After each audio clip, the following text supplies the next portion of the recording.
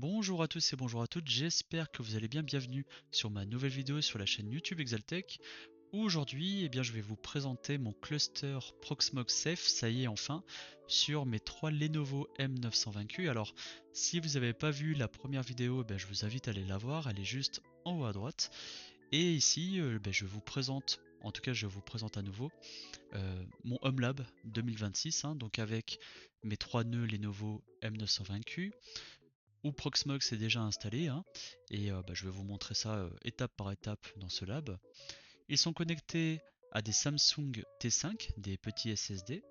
À l'intérieur, pour les données, il y a 3 NVMe de 4 Teraoctets. Ensuite, deux câbles sont connectés. Le premier, c'est le câble management, qui est connecté justement au switch Netgear. Donc ce sera juste pour le management. Et ensuite, tout en haut, nous avons les câbles DAC qui sont connectés eux pour du 10 Gigabits Ethernet. Donc pour rappel, j'ai 3 cartes 10 Gigabits Ethernet au sein de mes Lenovo. Donc une carte 10 Gigabits pour chaque nœud, forcément. Et juste au-dessus, ça sera pas pour cette vidéo mais peut-être pour une prochaine vidéo, nous aurons le graphique des trois nœuds Lenovo avec les Lenovo qui sont down, les Lenovo qui sont up, la température des cartes réseau parce que ça consomme énormément au niveau de l'énergie et ça chauffe assez facilement, des cartes 10 Gigabits Ethernet. Et puis enfin, tout en haut, nous avons le chien, le Raspberry Pi, donc qui sera aussi l'objet d'une prochaine vidéo au niveau de la configuration et de l'installation d'un PDOG avec ChatGPT. Le but à la fin est d'avoir donc notre cluster avec un data center composé de nos trois nœuds Proxmox. Allez, c'est parti. Avant de procéder à la mise en place de notre cluster Proxmox Safe, il est important de vous rappeler que j'ai un MikroTik CRS1 et du coup il me permet notamment de gérer mes câbles SFP+, et de mettre le MTU à 9000. Alors qu'est-ce que ça veut dire concrètement? Ça veut dire que la carte réseau 10 Gigabits Ethernet peut envoyer des paquets beaucoup plus gros que le standard qui est généralement de 1500 octets. Donc à quoi ça sert? Moins de paquets à traiter, donc forcément moins de charge CPU, meilleure performance sur de gros transferts, et c'est généralement très utilisé pour les réseaux 10 Gigabits, donc ça tombe bien, on y est, pour tout ce qui est cluster safe, les NAS, les VM, les backups, etc. Alors ici je suis sur mon MikroTik, on voit que j'ai créé un nouveau bridge de 10 Gigabits Ethernet où j'ai mis le MTU à 9000. On voit mes différentes interfaces avec, forcément j'ai renommé du coup mes trois nœuds, le PVE 1, 2 et 3, 1, 2 et 3. Et on voit d'ailleurs ici que, admettons j'éteins le troisième nœud, ici. Donc le PVE 3 envoie pour l'instant des paquets, qu'on peut voir ici. J'actualise le nœud 3, donc ça y est, il est éteint. Et si je retourne justement sur mon interface, on va voir normalement qu'ici il y a 0 bits par seconde. Donc ça veut bien dire que l'interface du PVE3 est bien configurée. On peut rallumer le PVE3, donc je vais le faire physiquement. Je suis juste à côté. Ok, je le rallume et cette fois-ci je vais éteindre le PVE2. Donc si j'actualise le PVE2, on voit que il est bien connecté. D'ailleurs le PVE3 aussi. Je vais éteindre le PVE2. Hop. Ici, bon, il va pas tarder à revenir. C'est assez rapide. Donc là, enlever ça. Hop. Si je retourne sur mon MikroTik, je vois que le PVE1 donc envoie toujours des données. Ça y est, le PVE3 aussi, mais par contre le PVE2 est bien éteint. Donc ça fonctionne bien. Ok. En fait, il est très important justement de déclarer ça pour savoir qui est qui et ne pas se perdre dans nos câbles. On voit donc que l'actuel MTU c'est 9000, parfait, et également le L2 MTU aussi. Ok, donc on peut avancer. Alors pour rappel, là je suis sur mon Proxmox 1 et je vais voir directement dans les disques en question. Donc on voit ici que le SSD Samsung Portable T5, en fait le système d'exploitation Proxmox est bien installé dessus, donc ça sera la même chose pour le PVE2 et 3. Et on voit ici notre NVMe qui pour l'instant n'est pas utilisé et a bien 4 Teraoctets. Si on vérifie ici, on va faire la même chose. Alors, le PVE2, il faudrait peut-être que je l'allume, forcément. On va passer au PVE3. Donc le PVE3, on va directement sur notre Proxmox, sur les disques. On voit qu'il y a aussi le Samsung Portable T5 sur le système d'exploitation. Donc on va dessus et on va dans les disques. Et on voit aussi que le système d'exploitation est bien installé sur Proxmox. Parfait. Donc la première chose que nous allons faire sur les 3 nœuds simultanés, c'est de connecter, en tout cas de configurer notre carte Gigabit Ethernet. Par rapport aux cartes réseau, eh bien on voit ici qu'il y a la VMware 0 qui est normalement connectée sur la ENO 1, on le voit juste ici. Et donc nous avons 2 ports SFP. Forcément c'est une carte dual port SFP+. Donc on a la première et la deuxième. J'ai notamment connecté, pour pas m'encombrer, les cartes sur la première carte réseau. Donc celle-ci, celle-ci, et ensuite celle-ci.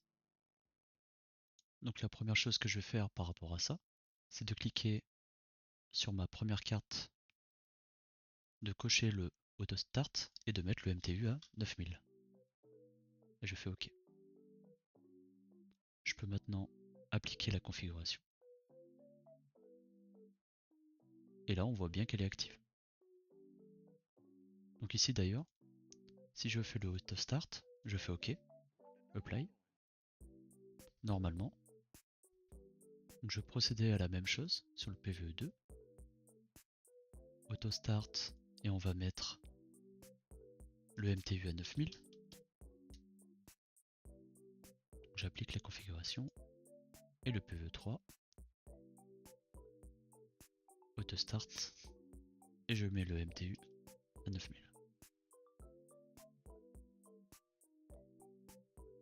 Ok. Donc maintenant je vais créer les VLAN. Je retourne sur mon PVE1, Create, Linux VLAN. Donc le nom, je pourrais très bien le nommer VLAN 30.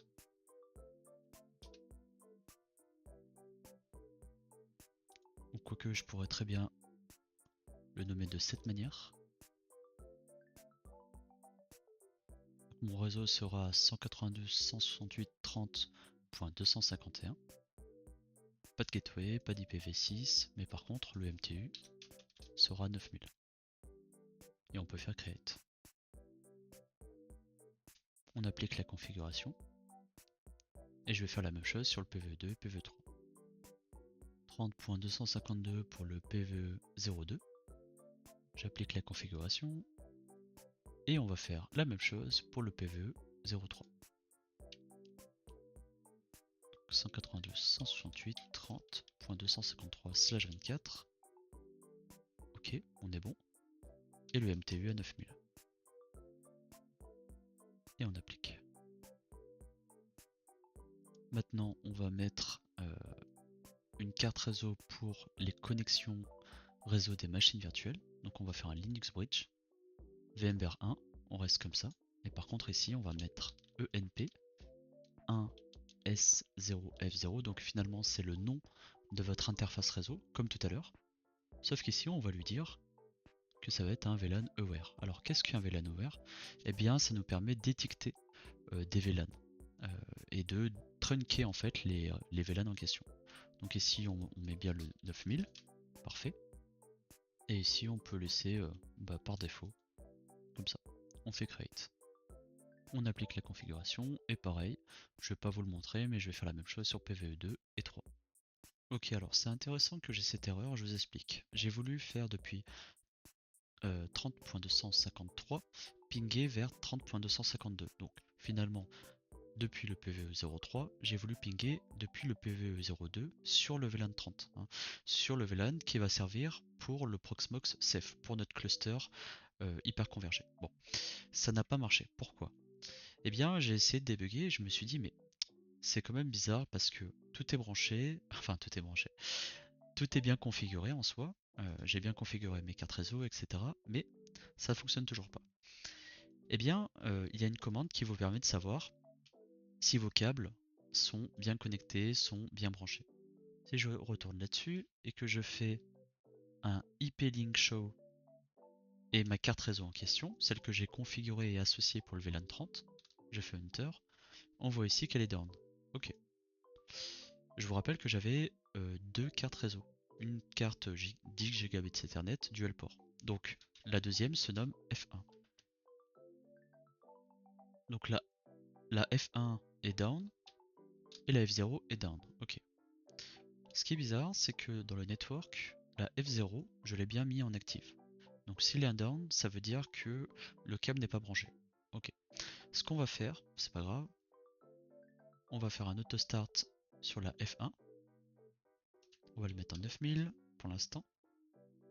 On applique la configuration. Je retourne dans mon shell. La F0, bah, c'est toujours pareil. Par contre, la F1, on voit bien qu'elle est up. Donc c'est celle-ci qui est branchée. En fait, grâce à cette commande, on peut savoir qu'est-ce qui est connecté et qu'est-ce qui n'est pas connecté. Donc j'ai merdé, mais je pense pas que je vais couper cette partie parce que je pense que les erreurs et le débugage c'est très important dans les vidéos.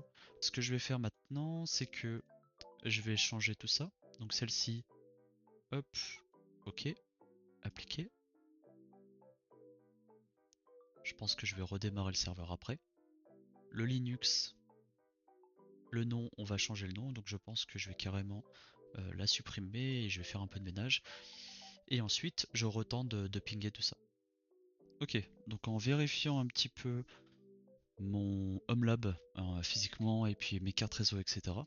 Maintenant, j'ai tout refait comme il fallait. Hein. Donc j'ai créé le VLAN 30 sur la carte réseau F1 qui est vraiment la carte réseau qui est connectée sur mes Lenovo. On va faire un petit ping. Donc ici, si je fais un IPA, je vois que le VMBR 1 que j'ai créé est bien up. Donc le VMBR 1, ça sera pour le bridge, hein, pour les VM. Et donc le VMBR 0, 1.253, ça c'est la carte management. Et ensuite, le VLAN en question, le 30.253. Donc si je fais un ping de 30.252, on voit que ça ping. Donc ça c'est le PVE2 hein, et 3251 ça ping. Donc le VLAN fonctionne bien et on a bien aussi configuré nos VLAN sur notre switch. Parfait. Alors maintenant ce qu'on pourrait tester c'est les jumbo frames, c'est-à-dire ce que je vous ai dit tout à l'heure, le MTU à 9000. Donc la commande en question serait par exemple pour le 30.252-S pour spécifier les jumbo frames. Donc, que dit cette commande? On envoie un paquet de 8900 octets, plus 28 octets d'entête, donc ça fait 8928, donc ça passe dans les 9000. Hein. Et le -mdo, généralement ça interdit la fragmentation, donc si ça passe pas dans un seul morceau, ça échoue. Et on voit que ça passe. Donc le jumbo frame est bien activé. Alors on pourrait faire la même chose pour les autres serveurs, je copie la commande. Je crois pas que je l'ai copié. Et on va aller dans le shell de notre Proxmox. Donc le 2 cette fois-ci. On fait un coller. Effectivement j'ai peut-être un tout petit peu trop.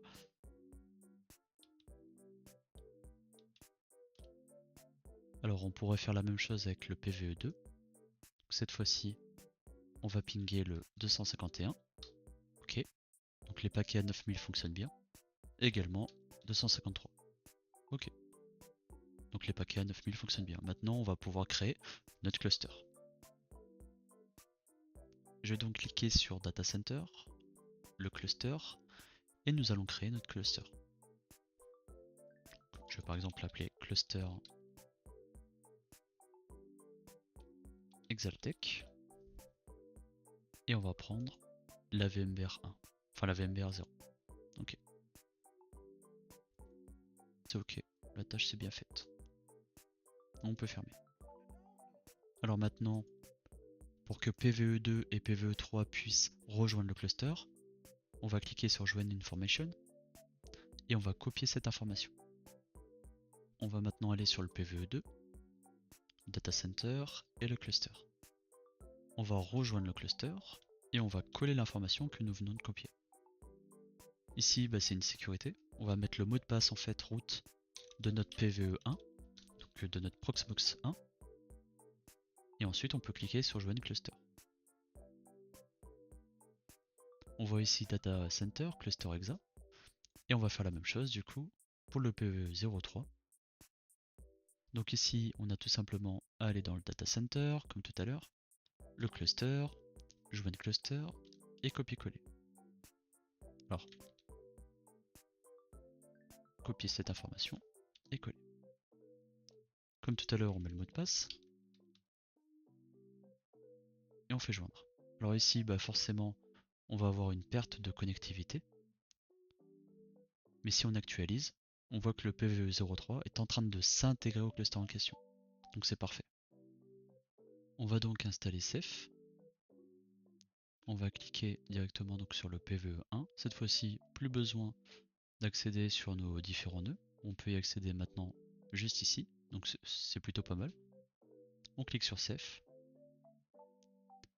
Donc là, il nous dit que Ceph n'est pas installé. On va installer Ceph.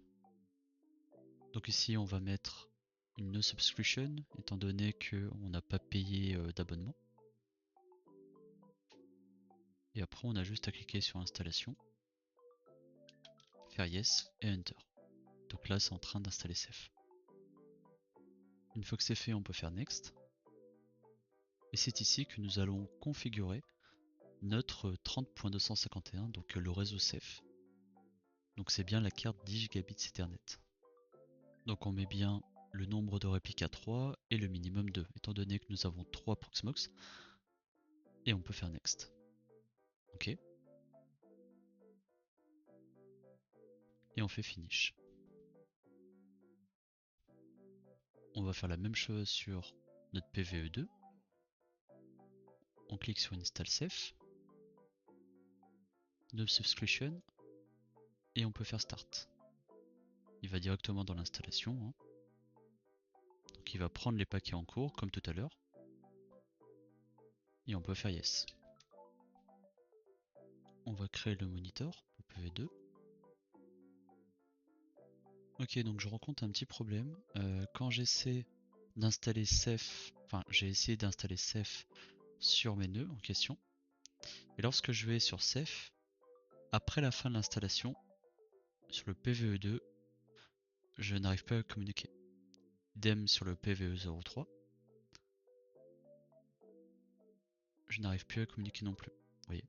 Mais par contre, lorsque je vais sur le PVE01 et que je vais sur Ceph, tout va bien. Je pense avoir trouvé la petite erreur dans le fichier de configuration principale de Ceph. J'ai mis Public Network 30.251. Du coup, ce serait plus 30.0.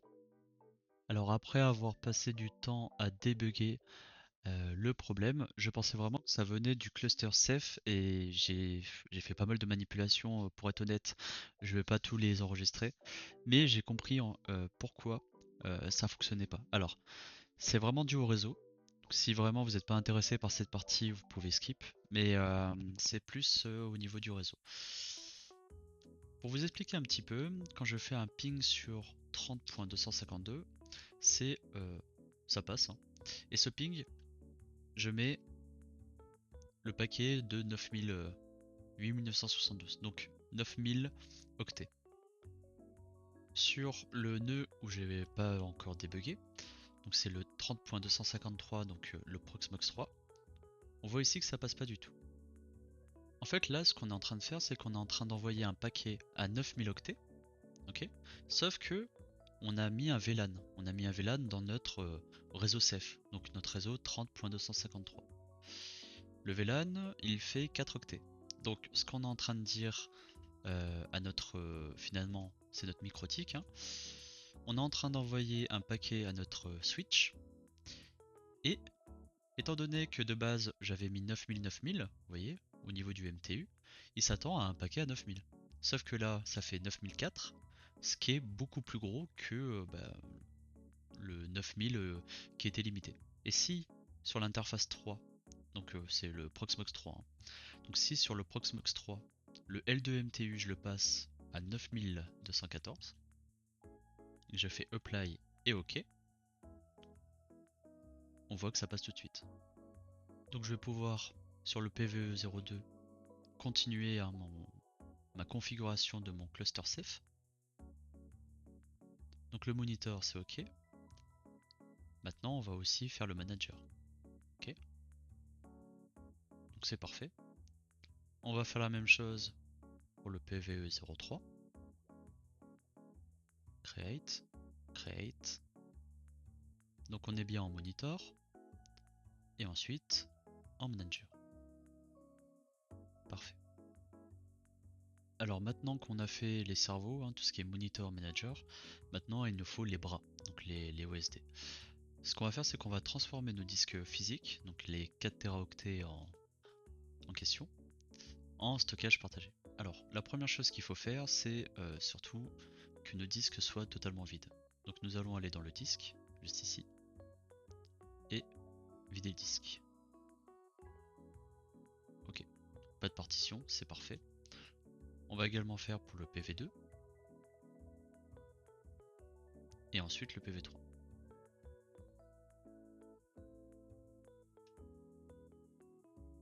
Parfait. On voit donc nos 3 Proxmox qui sont en tant que monitor et manager, c'est parfait. Et ensuite nous allons créer un OSD. Il reconnaît donc notre disque NVMe, c'est parfait. Et on peut cliquer sur Create. Donc si on se rend sur le PV2, on voit bien que le PV1 a bien un OSD de 4 Teraoctets. On va faire la même chose. Create. Pour info, on voit que c'est bien up, donc c'est parfait. PVE03, on fait la même chose. Alors nos OSD sont là, mais pour Proxmox pour l'instant c'est juste de l'espace brut. Donc ce qu'on va faire, c'est créer un pool pour ranger nos machines virtuelles. Donc toujours dans l'onglet Safe, on va aller sur Pool et on va cliquer sur Create. On va lui donner un petit nom, Safe-Storage. Donc size 3, c'est que nos données seront copiées sur les 3 nœuds. Si un serveur explose, nos données seront encore sur les 2 autres, donc c'est parfait, c'est de la haute tolérance. Et minimum size, ça veut dire que tout simplement le stockage reste dispo tant qu'au moins 2 serveurs sur 3 sont encore up, donc sont encore en vie. Ok, donc ici on peut laisser cette case cochée. Elle permet notamment à Proxmox d'ajouter automatiquement ce pool dans notre liste de stockage à gauche. Et on peut cliquer ensuite sur Create. Alors ce qui a changé depuis tout à l'heure, c'est que maintenant, si vous regardez sur vos nœuds Proxmox, juste en dessous, on voit maintenant que nous avons Safe Storage, qui du coup est partagé entre les 3 nœuds.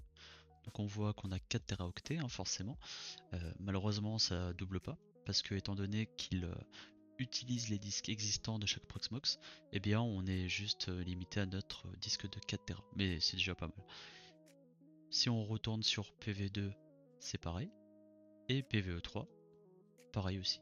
Alors ce que je vais maintenant faire, pour le test de la création de la machine virtuelle, je vais importer un système d'exploitation, par exemple ici, sur le PVE2.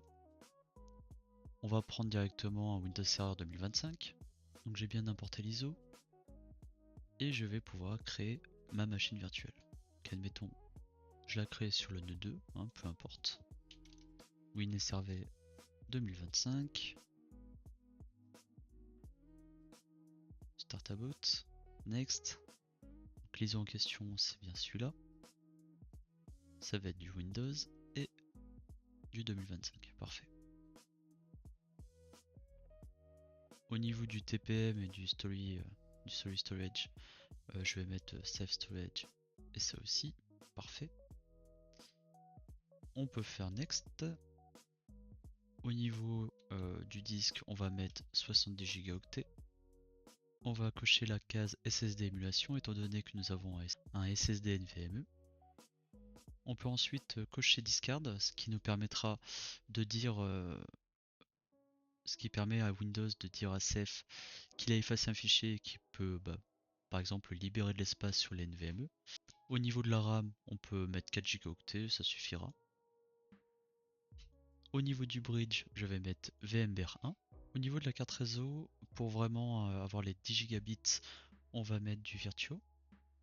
Et au niveau du MTU, on va mettre du 9000, hein, forcément. Et je vais mettre le VLAN 20 qui est dédié au VM. On peut faire Next, on est plutôt pas mal. On va cocher la case Start After Create et Finish. Ici, nous sommes à l'installation de Windows Server. Donc normalement, il ne trouve pas de disque, ce qui est complètement normal. On va charger les pilotes. Donc les pilotes en question, vous pouvez les télécharger sur internet, hein. C'est Virtuo Win. Et ensuite, on peut installer le système d'exploitation. On voit d'ailleurs ici, si nous retournons dans notre data center, la RAM. Donc ça, c'est la RAM des 3 nœuds. Donc j'ai pas beaucoup de RAM, hein. J'ai 16 gigaoctets de RAM sur chaque nœud. J'avais un petit projet de faire 64 gigaoctets pour chaque nœud, mais étant donné la RAM qui est super chère en ce moment, je pense que je vais devoir reporter ça. Mais ça suffit, hein, pour l'instant. On voit qu'on a 2% au niveau des CPU, on a 36 CPU en tout, donc c'est plutôt pas mal.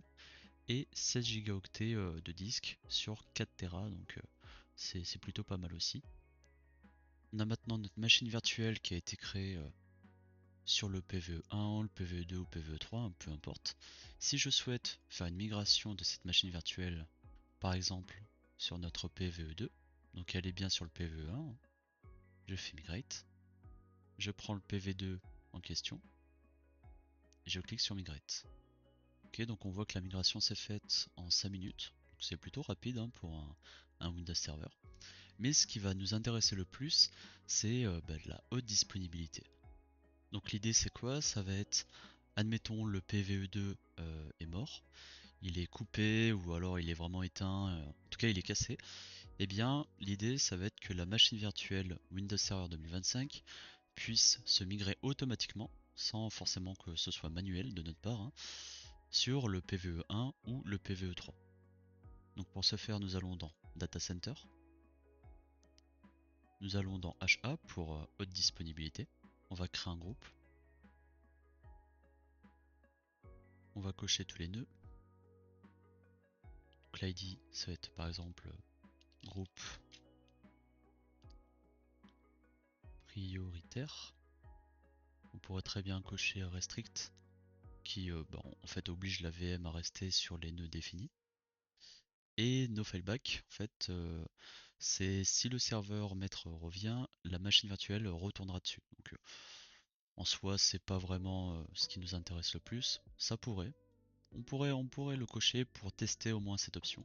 On pourrait le faire. Alors on fait comme ça. Et ensuite, on a juste à cliquer sur Create. Alors, dans les priorités, plus le chiffre est haut, plus le serveur est prioritaire. Donc par exemple, si on met 10 sur le PVE3, c'est le chef par défaut, hein. On s'en fout un peu pour l'instant. Et on crée.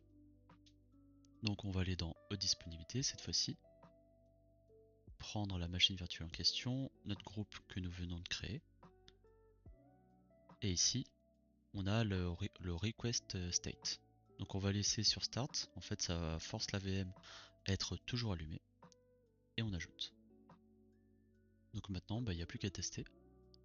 On va dire au PVE2 de shutdown. Hop, on fait yes. Donc là, on a lancé la commande shutdown. Le PVE2 est bien éteint. Et tac, on voit que la machine vient tout juste d'être migrée. Tout à l'heure c'était PVE2 et maintenant c'est bien PVE1. On va tester pour finir le réseau 10 Gigabits Ethernet. Alors si c'est pas déjà fait, je vous invite à installer HyperV3. Donc je vais faire un HyperV3 sur le PVE01-S. Là on a déjà un processus qui est en fond. Ok, donc le serveur est bien sur écoute sur le port 5201. Je vais aller maintenant sur mon PVE2, sur le shell, et je vais faire un hyperf-c 30.251. Et ici je vois que nous avons bien les 10 gigabits par seconde. J'espère que vous avez pris du plaisir à regarder cette vidéo. En tout cas, moi, ça m'a vraiment amusé, hein. En soi, je me suis bien amusé parce que j'ai mis en place mon HomeLab 2026. Alors, il y a encore quelques trucs que j'aimerais faire dans des prochaines vidéos. Par exemple, mettre en place un graphique sur la tablette tactile que je vous ai montré tout à l'heure, qui pourrait être intéressant pour voir les températures de mes Proxmox, de mes cartes réseau, ou même si un Proxmox tombe, une petite alerte.